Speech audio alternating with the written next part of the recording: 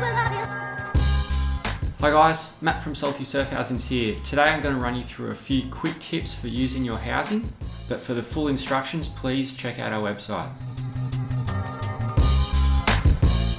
Lay the housing down on a soft towel or surface and remove the faceplate.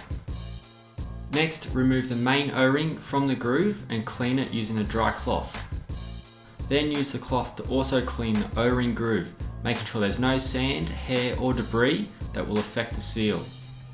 Lightly lubricate the O-ring with silicone grease and then reinstall it into the groove, making sure it's not twisted or kinked.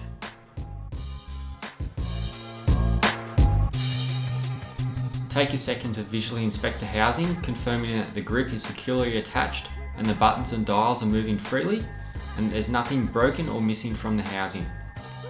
Clean the inside of the housing and rear screen if required. Grab your faceplate and unscrew the port if required and repeat the cleaning process with the port base O-ring, making sure it's lightly lubricated and free of any sand, hair or debris.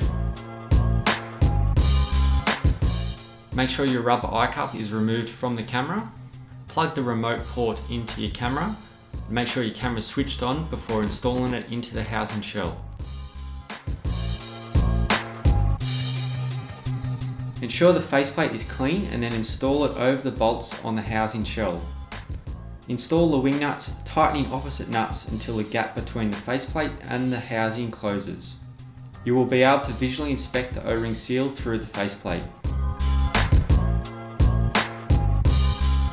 Grab the lens port best suited to the lens you are shooting with and ensure it is clean.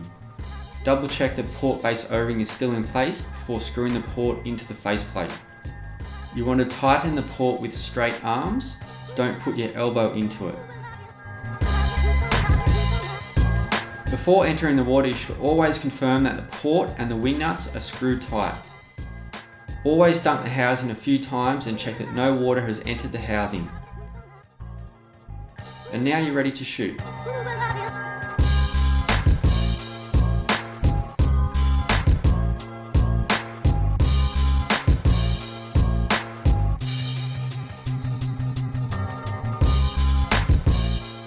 Always rinse your housing with fresh water after use.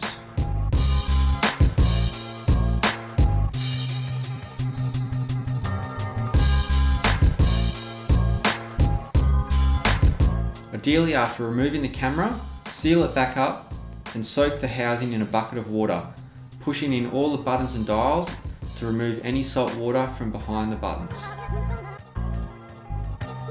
For full instructions, please be sure to check out our website.